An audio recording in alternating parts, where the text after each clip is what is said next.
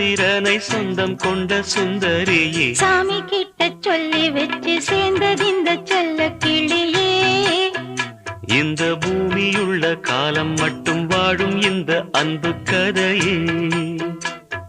முத்துமணியே பட்டு துணியே ரத்தினமும் முத்தினமும் சேர்ந்து வந்த சித்திரமே சாமி கிட்ட சொல்லி வச்சு சேர்ந்தது இந்த செல்ல கிளியே.